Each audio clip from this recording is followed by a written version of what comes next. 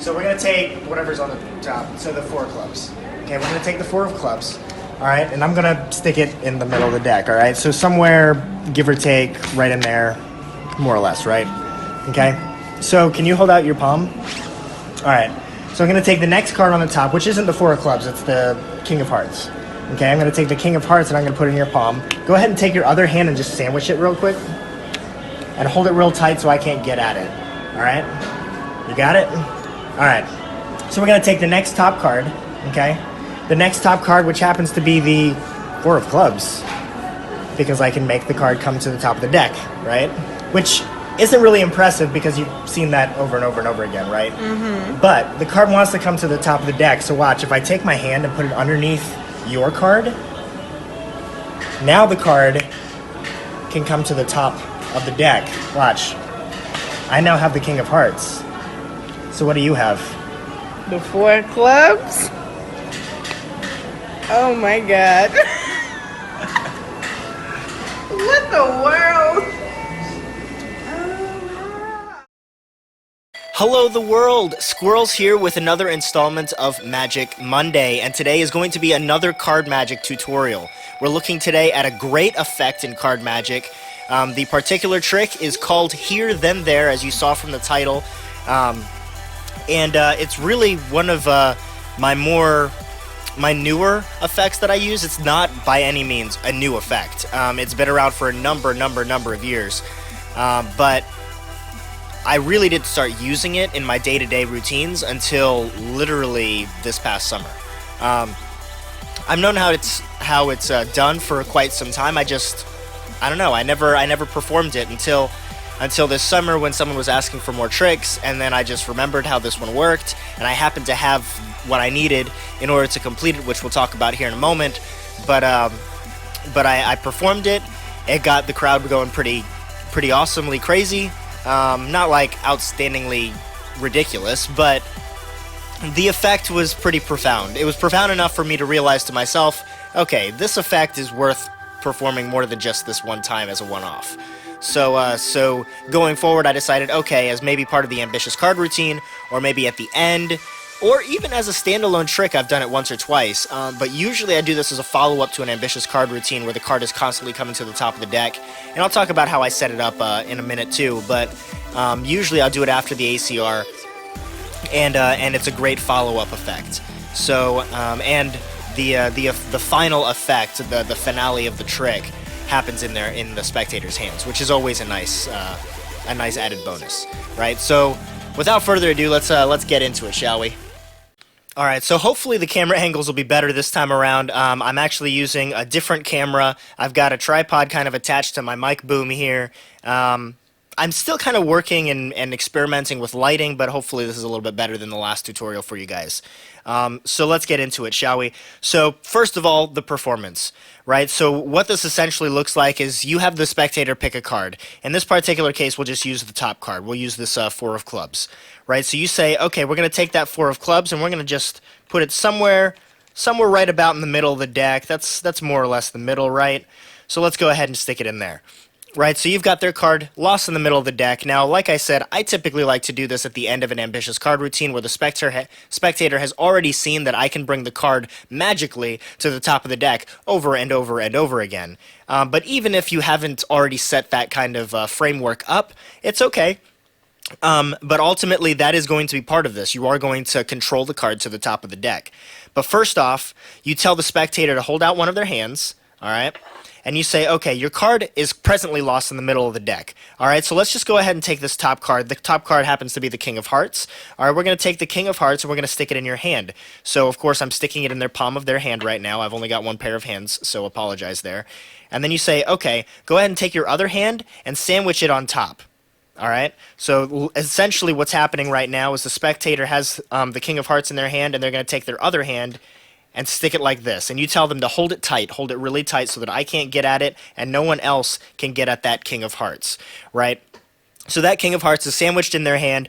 The 4 of clubs, their spectator's card, is lost in the middle of the deck still. And you say, okay, now I'm going to magically bring it to the top. Now, of course, again, if you've already set this up as doing the ACR over the ACR, the ambitious card routine, where the card is continuously controlled to the top, then they're already used to seeing you do something like this. But essentially, it looks like this. Did you see it? The card moved from the middle and moved to the top. You don't believe me? Look, there's the four of clubs. So now we've got the four of clubs on the top, and you've got the king of hearts in your hand. But watch this. And this is where you take, so let's pretend that this card is in their hand, right? This is where you take the deck and you move it underneath their pair of hands, okay? And you say, the card wants to move to the top. It's still moving, in fact. In fact, right now, the top card is actually in your hands. The top card of the deck is.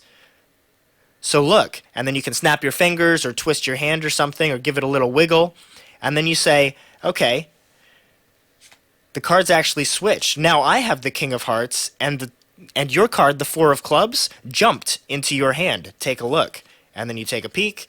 They open up their hands, they flip it over, and it is, in fact, the four of clubs. So what does that look like? Let's take a look. All right, as some of you have probably already guessed, if you're into Magic at all, your setup is essentially going to use two of one card. And it doesn't matter what card it is. I like to pick mundane cards, but in this case, I'm using two of the four of clubs. So when I mentioned at the beginning of this video that this past summer when I performed this for the first time for strangers in a public setting, I mentioned that I already had what I needed in order to perform this trick. What I meant was I already had a duplicate card in the deck. It wasn't the four of clubs. I think it was a queen or something. But the idea is the same, right? You have two of one particular card in your deck. Now, the way I like to start it off is if I know that, first of all, if I know that I'm going to do this trick, then one way or another, I'm going to force them to pick this card at the beginning of my ambitious card routine. If I don't force them to pick this card, then I treat this trick as a separate entity from the ambitious card routine. All I say is, hey, let's take a random card like whatever's on top, the four of clubs.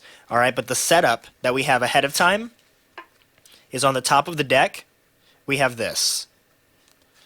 We have the two four of clubs, your two duplicate cards, whatever they are, and then you have some other card that contrasts the duplicate cards very well.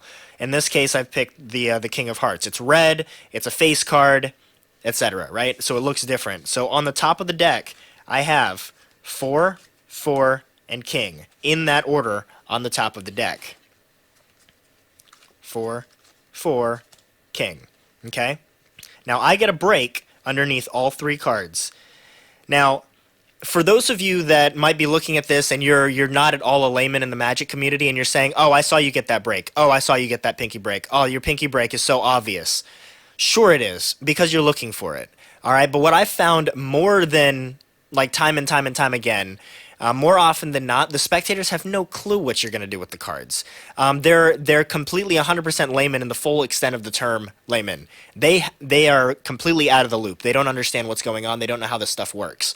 So with that said, a lot of times if I don't have a pinky break already, I'll just spread the cards. And while I'm talking, and all they're doing is looking at me, and then when I bring the cards back together, I just get a pinky break underneath the card that I wanted. In this case, the third card. And then you just keep the cards kind of pointed down or whatever. And even if they see your pinky, they don't necessarily know that it's underneath the third card. Unless you're going to sit here and go like this and talk to them, which obviously I don't recommend. So that's my little mini rant. So before you go and bash me in the comments about how poor my card technique is, please understand that I have performed card magic in front of strangers in a public setting numerous times, and more often than not, my lack of perfectionism in card technique has not been to my own detriment. It has from time to time, sure. I won't try to beat around the bush about that. More often than not, I haven't had to deal with it at all. So that said, you have a pinky break underneath the top three cards, which again are 4, 4, and king, right? So pinky break underneath them. You say we're going to take the top card, and you really do just take only the top card, okay, which is, of course, the four of clubs, okay? Now, something I like to note anytime you're going to flip over more than one card or a single card is flip it over the exact same way every single time. That way, when you flip over multiple cards, it doesn't appear to be anything fishy, right? which maybe in the future I'll do a tutorial on doubles and triple lifts and my particular recommendations or tips and tricks around doing it without getting caught, whatever. But the point here is that we're going to flip over the four of clubs, which is the top card, and you say, okay, we're going to take the top card, which is the four of clubs in this case, and we're going to stick it in the middle of the deck. Now what I do here is I'm going to stick it underneath my pinky break. Okay. Now there's something in card magic called, I believe it's called the Marlowe tilt. I apologize if I have that wrong. I'll have it in the description or overlaid on top of this video if I do in fact have it wrong. But I believe it's called the Marlowe tilt. But basically it's a way of saying, okay, we're going to stick it. Does that look about the middle? Yeah, give or take. That's about the middle, right? Okay, we'll stick it there. And really what I'm doing is I'm bending the spectator's card just a little bit so that it looks like, from the spectator's point of view, that it is going exactly where I pointed it to go. But when in all actuality it's just going underneath the top two cards, or the top one card, or whatever you happen to want to place it. In this case, I want it to be the third card. So I go ahead and stick it in the third position. All right. So right now my current stack on top is 4 king 4. Okay, and I still have my pinky break underneath the king. All right, so your pinky break still remains intact. Again, if you lose your pinky break, it's really easy to say, okay, your card is lost in the deck, and pretend to fiddle with these, and while you're squaring them up, you just got your pinky break underneath the second card. Again, I don't see a problem with doing that at all. So now you say, okay, hold out your hand. Okay, so they hold out one of their hands, and you say, now we're going to take the next card. So the current top card is not your card, it's the King of Hearts, where, of course, I flipped over 2 cards. Okay, so the top card is really the 4 of clubs. What I did was a double lift, okay, and again, I might do tips and tricks in the future for how I recommend doing the double lift, but there are multiple ways people do the double lift. Some people like to do a push-off double lift, where they push off 2 cards, and then underneath their pointer finger, they grab the second card and flip it over, flipping 2 cards as one. What I like to do almost every single time is I have my pinky break ahead of time, so that I don't have to do any pushing. I just reach down here at the bottom corner. I already have 2 cards, so I grab them just like this, and I flip over. I just grab them ever so gently, and just very carefully and precisely flip over the 2 cards, as if they were 1 card. That's the key there. You have to flip over the 2 cards, pretending like it's really just 1 card, and making it not seem like a big deal. And as long as you square it up with the deck for the most part, nobody's going to be the wiser. And it just looks just like this. All right, flipping over 2 cards, just like flipping over 1 card. All right? So you say, okay, we're going to take the top card, quote, quote, we're going to take the top card, which is the King of Hearts, and we're going to take that King of Hearts, and we're going to put it in your palm. Okay, and this is where what I usually like to do is to prevent them from flipping over this card, because sometimes you get a spectator that's a little skeptical, right? I mean, you just performed magic for them, right? What I like to do to prevent them from flipping over this card is as I just say, when I put it in their first palm, I hold my middle finger or pointer finger down, not like insanely firmly where their hand is falling, but I hold it there. And I say, okay, take your other hand and just sandwich it on top. And then I go ahead and take their other hand myself, put their other hand on top, and then I pull my other hand out and I sandwich it, but like I put my hands on the outsides of their hands and say, hold it really tight, grip it really tight so that I can't touch it. And now at this point, they're not going to like try to flip over the card and look at it, because I just gave them the full instructions, and they're already performing those instructions, so they just follow suit and do exactly what I tell them to do. So again, I like to keep my finger there until the card is sandwiched, just so that they don't feel an inkling to flip over that card and find out that it was actually the 4. So again, what that looks like in full speed is I flip over 2 cards like one. I have the 4 and the King on top. I say we're going to take the top card, which is the King of Hearts, and I'm going to take the King, and this is where I take not the King. The King is still here. I take the top card, which is only the 4. I put it in their palm, and I say, all right, go ahead and sandwich it. They sandwich it. I say, okay, you're holding the King of Hearts. I make sure that they understand that they are, in fact, holding the King of Hearts. But, of course, the magician, we know that they are not holding the King of Hearts. They're holding the 4 of clubs, right? Everybody on the same page? Everybody follow? Cool. So now at this point, I readdress the deck. And this is where I get a pinky break underneath the top 2 cards. All right? One way or another, whether I'm explaining to them or talking to them, at some point I'm getting a pinky break underneath the top 2 cards. What are the top 2 cards? They should be the King and then the 4. the king, and then the duplicate 4. All right? Okay, so again, you've got a pinky break underneath the duplicate 4 of clubs, right? Pinky break underneath the duplicate 4, underneath the king and the 4.